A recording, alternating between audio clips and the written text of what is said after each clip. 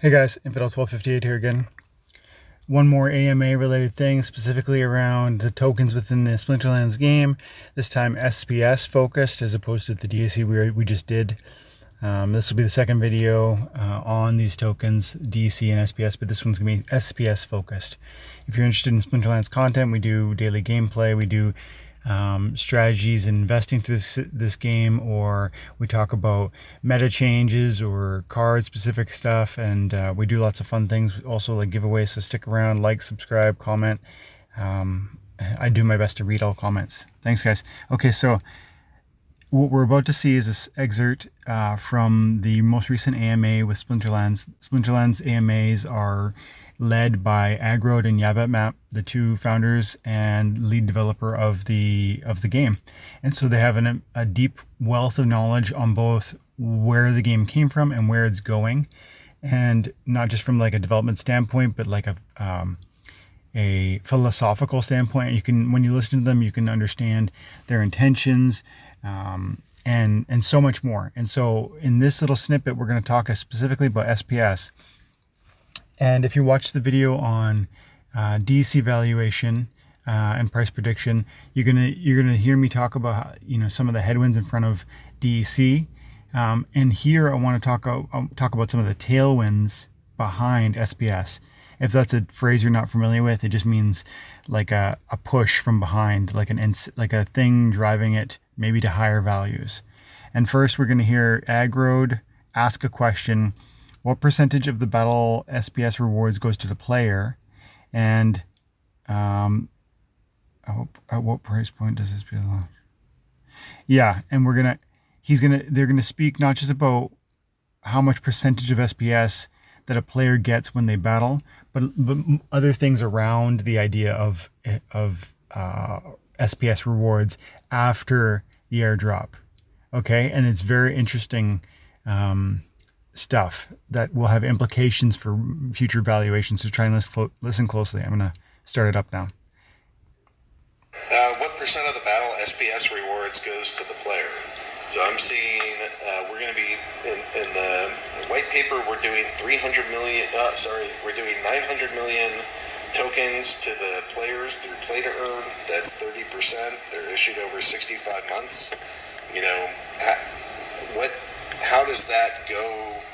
Or what percent of the battle SPS rewards go to the player? I guess that answer is like 100%, right?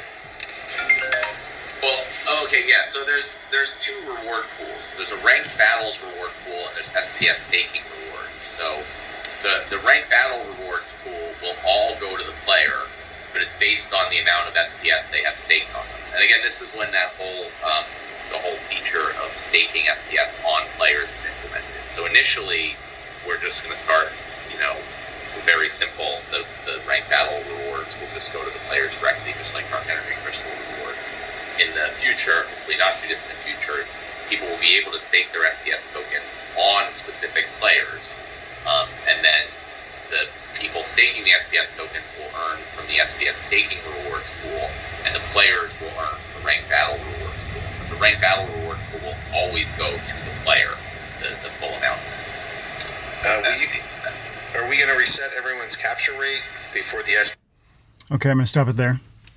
So what Yabatmap answered when Agrod asked the question was that there's going to be all the battle rewards. Maybe back up. They just clarified something that helps me, and then I want to clarify that'll hopefully help you. SPS rewards are going to they're going to do their natural 1 year of just handing them out as they already are. For anybody who has Splinterlands content, that's cards, skins, packs, DEC, you're going to get your land. You and me and everyone else who has those assets for the next year are going to get SPS for free. That's just going to be handed out for free. But in addition to that, there is going to be new SPS beyond that. There's going to be SPS, Agrod said over 65 months, they're going to be handing out 9 million tokens, and 30% of that, if I understood correctly, goes to the players playing the game.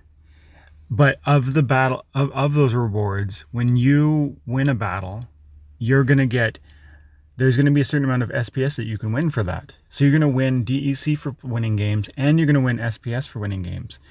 But the caveat is that the DEC is going to get given to you just because you won. The SPS is going to be given to you only when you win a game and where you had SPS staked on your account beforehand. Let me say that again. In order to earn future SPS rank battle rewards, you're going to need to have SPS staked to your account. So what is this? What's the implication of this? In the previous video, when we talked about DEC valuation, we talked about the tailwind that was on DEC, and which is that inflation rate, that constant inflation rate, that algorithmic inflation that's intended to drive that price back down to its peg value. And the more severe DEC separates from its intended peg value, the more that inflation fall could really hurt. So it's like there's this gravity on it, DEC. But with SPS, we have a limited issuance for a full year handed out. Like there is a lot of SPS being handed out right now, and there will be for 365 days. After that point, that whole supply is just going to be washed up. But there's other SPS. But is it enough? Because think about what SPS is. It's a governance token that's going to allow you to have a stake and control in the governance of this game.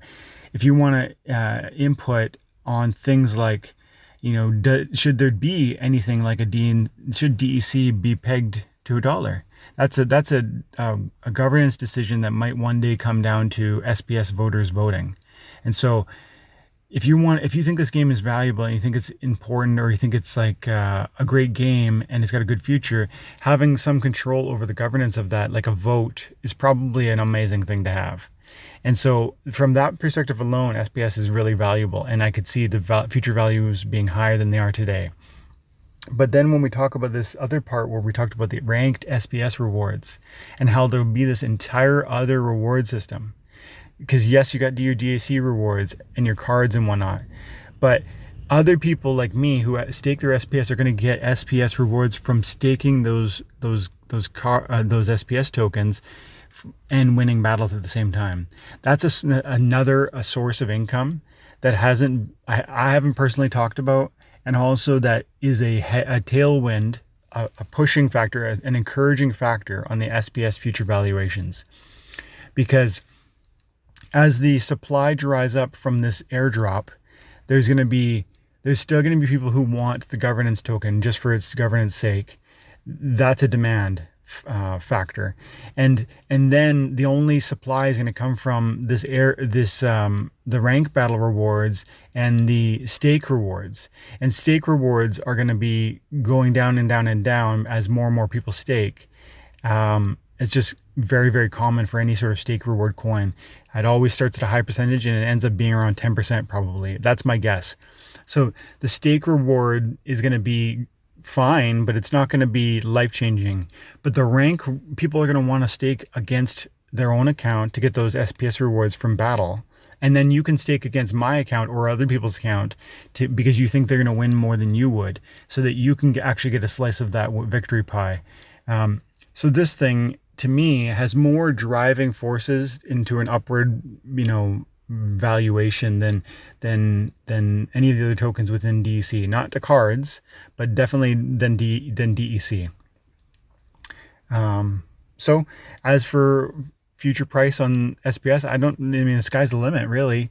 But it really seems to me that the only thing that's kind of pulling it down right now is its current really high inflation rate. There's 200% staking rewards right now. It used to be 500%, and that's it. Over 2 weeks, it's gone down that much. So it's going to keep going down as more and more people stake. And then after the year, the airdrop is going to end. That's going to be a supply loss.